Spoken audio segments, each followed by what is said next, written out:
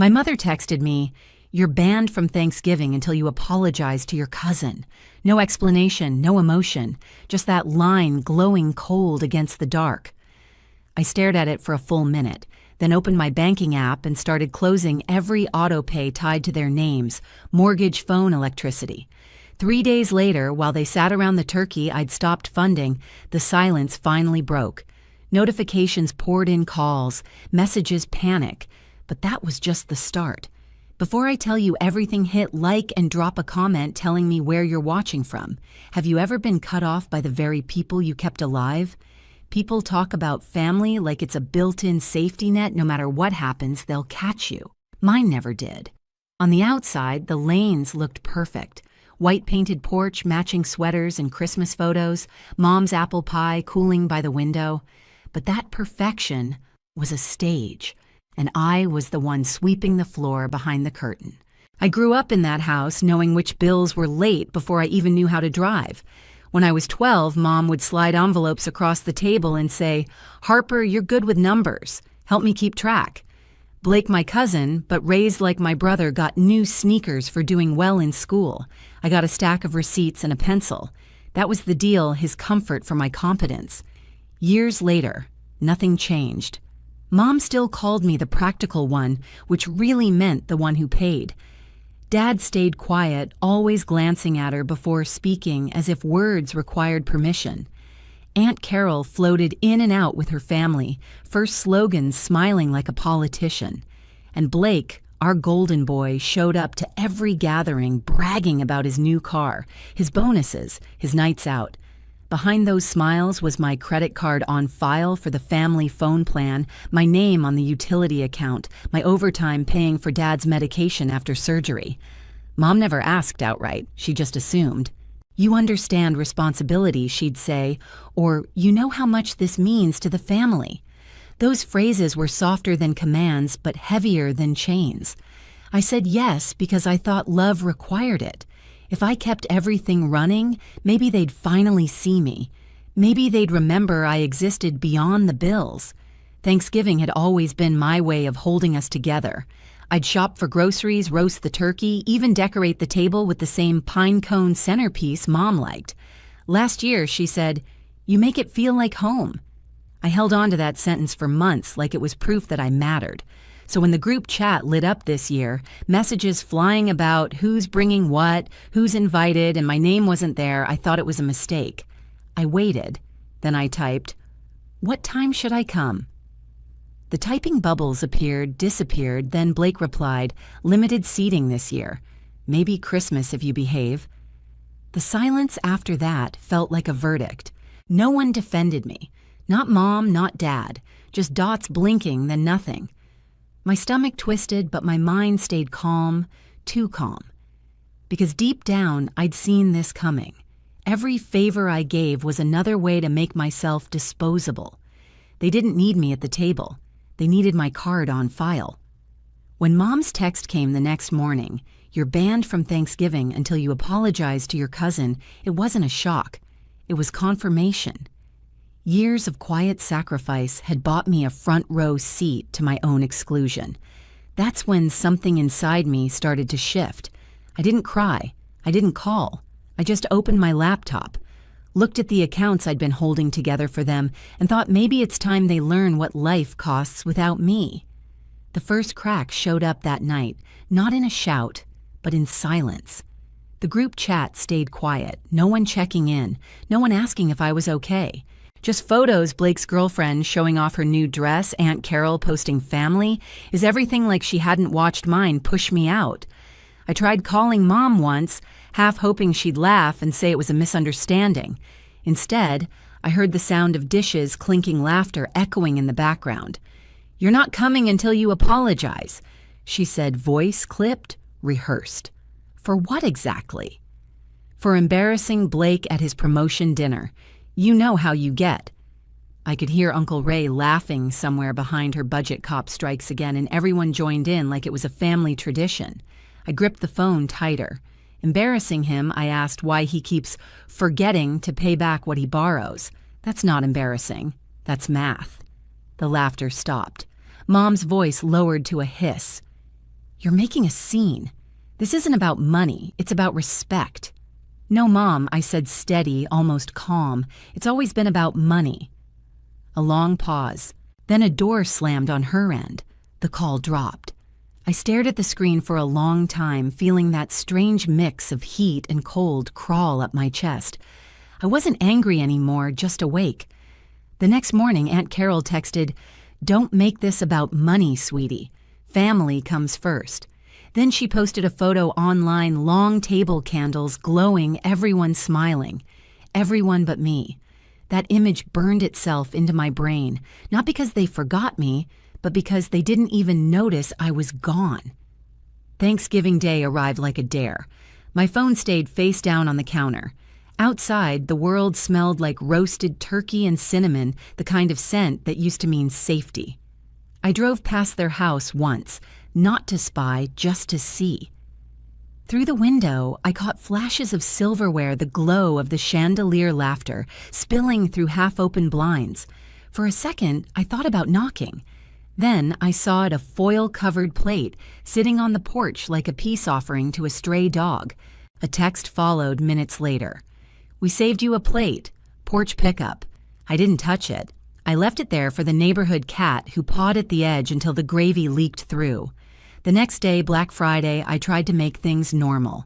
I walked to the bakery near my apartment, ordered coffee and a bagel. Aunt Carol happened to be there like fate had a cruel sense of humor. She smiled too wide. "Harper, honey, heard about Thanksgiving. Don't take it so personal. You've always been sensitive."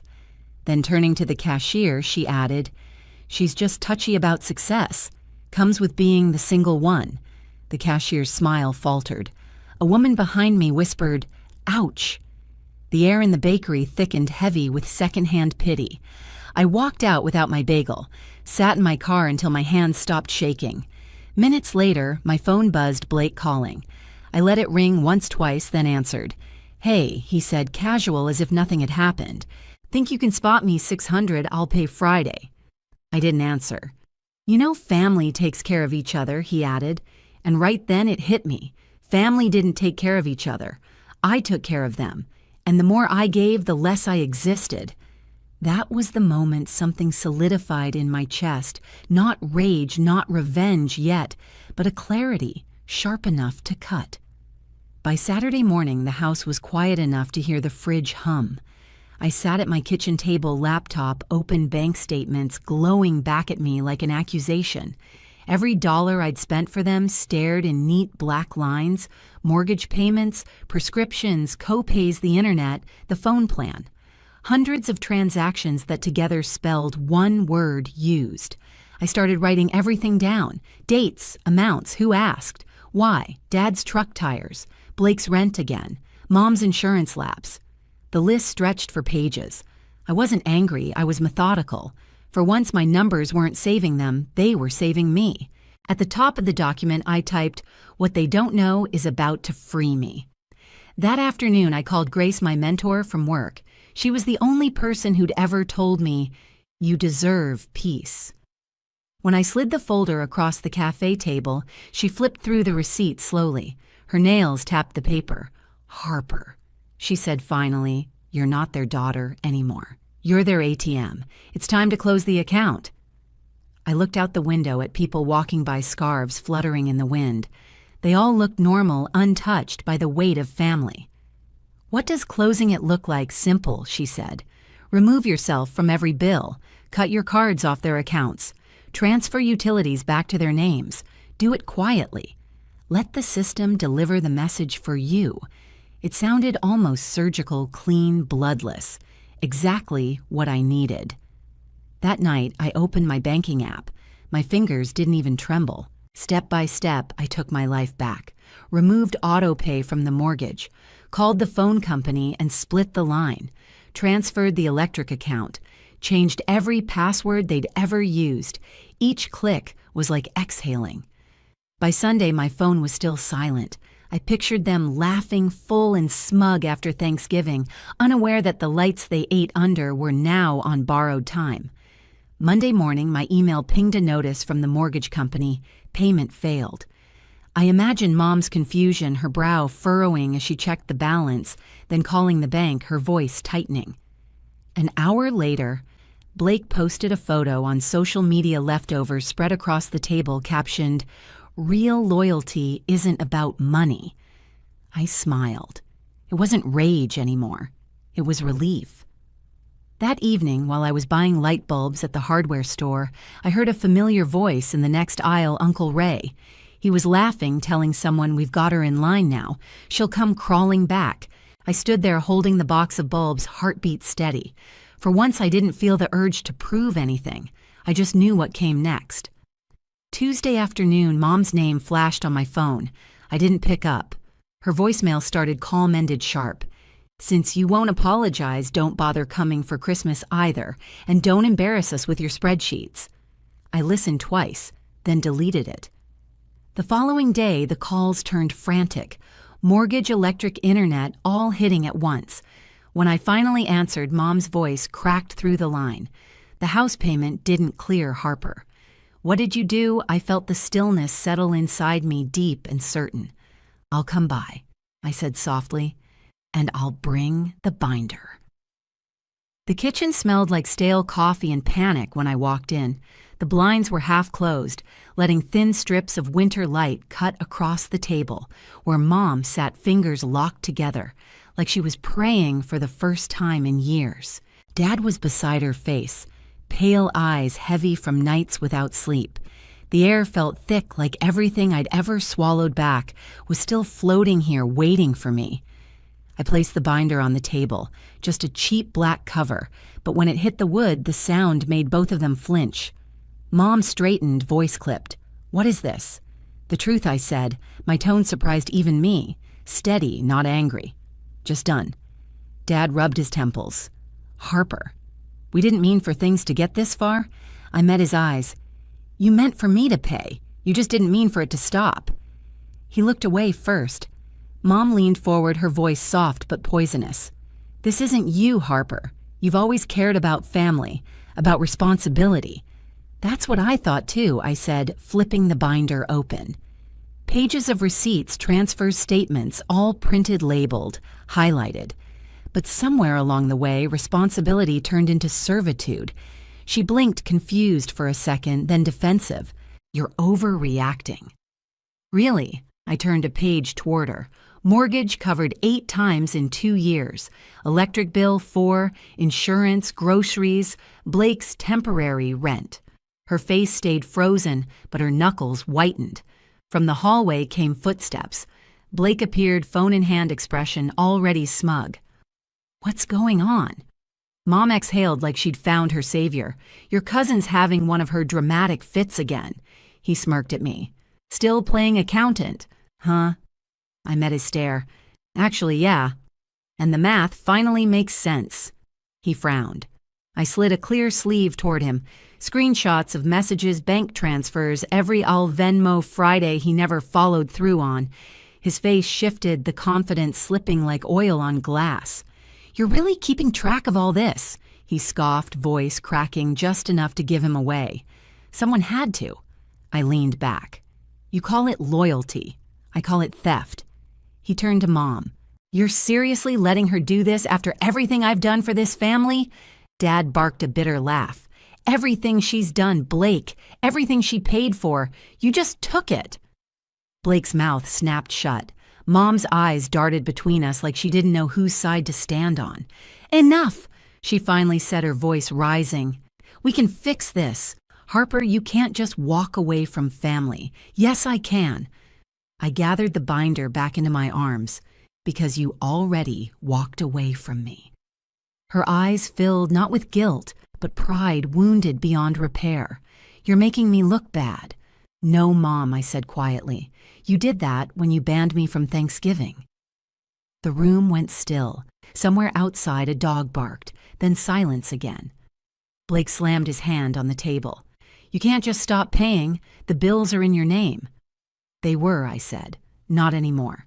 You'll be getting new account notices this week. Congratulations, now you're officially adults." He gaped. "You'll ruin us." I shrugged. "I was never supposed to be your savior." Mom's voice trembled. You can't just abandon us like this." "That's the funny thing," I said, my voice low but cutting. "You didn't see it, but you abandoned me years ago. You just kept cashing the checks." Dad finally spoke, his tone hollow. "We didn't know Harper." I looked at him, really, looked at him. The man who'd spent years watching her control everything, too scared to intervene. "You didn't want to know." He nodded slowly, shame settling in his shoulders. Blake took a step closer. "You think you're better than us now? You think money makes you right?" I almost laughed. "No, Blake. I think honesty does." He sneered, the last of his confidence turning mean. "You're pathetic. Who's going to be there for you now? You'll end up alone counting your pennies." Maybe I said reaching for the binder, but at least they'll be mine. He froze, the words landing like a slap. I turned to leave. The air behind me buzzed with everything unsaid: regret, anger, disbelief. At the door, Dad's voice stopped me. "What about Christmas?" I paused, hand on the doorknob. The question sounded small, like a habit he didn't know how to break. "I'll see how I feel," I said, and walked out. Outside, the sun was sharp, the air biting cold. My breath fogged in front of me, every exhale lighter than the last. For the first time in years, I wasn't thinking about bills or balance sheets or whether I'd be invited back. Halfway to my car, my phone buzzed Blake again. I ignored it, then again and again. When I reached the car, I opened the messages. "You went too far. Mom's crying. Fix this." Then another, "Please." I watched the dots pulse on the screen, then disappear. I typed one line and deleted it. There was nothing left to say. Driving home, the streets blurred into streaks of gold and gray. I turned onto my block, parked, and just sat there for a while, hands on the steering wheel, heart quiet. For years, I'd been terrified of silence. Now it felt like peace. That night, I left the binder on my shelf, not as a weapon, but as proof. Proof that I wasn't crazy or cruel or ungrateful. Proof that I'd simply stopped paying for love that had an invoice attached. The next morning, the group chat pinged once and then went dead. No more messages, no more jokes, no more budget cop emojis, just emptiness. And I realized something emptiness isn't always loss. Sometimes it's space. Space to rebuild, to breathe, to belong only to yourself. The days after felt strangely still, like the world had turned down its volume. For the first time in my adult life, every bill that left my account had my name on it, and only mine. No surprise withdrawals, no frantic calls, no quiet guilt humming in the background. Just peace. A week later, Dad called. I almost didn't answer, but something in me softened. His voice was different, slow, careful. "We set up the auto pay," he said. Then after a pause, "I'm sorry, Harper. I should have said something sooner. You didn't deserve that." I didn't know what to say, so I just nodded into the silence. The apology wasn't perfect, but it was real. Mom reached out next in smaller ways. A text, "Made pasta tonight. No expectations, just dinner." I stared at it for a while before replying, "Maybe next week." When I finally went, the kitchen felt smaller, quieter. She didn't bring up the binder. She didn't apologize. But the hug at the door lasted longer than it used to, and that was enough. Blake never called. His silence was loud, but I didn't chase it. Maybe he was still angry, or maybe he finally had to look at himself without my help propping him up. Either way, it wasn't my responsibility anymore. That night, I made tea, sat by the window, and opened my planner. No numbers tied to someone else's name. No invisible debts, just mine. For the first time, my life finally balanced. Family isn't measured by who sits at the table. It's measured by who shows up when you have nothing left to give. I spent years buying my place with silence, but peace came the day I stopped paying for love. If this story hit close to home, tell me in the comments. Have you ever had to draw a line with family? And don't forget to subscribe. Your voice matters here.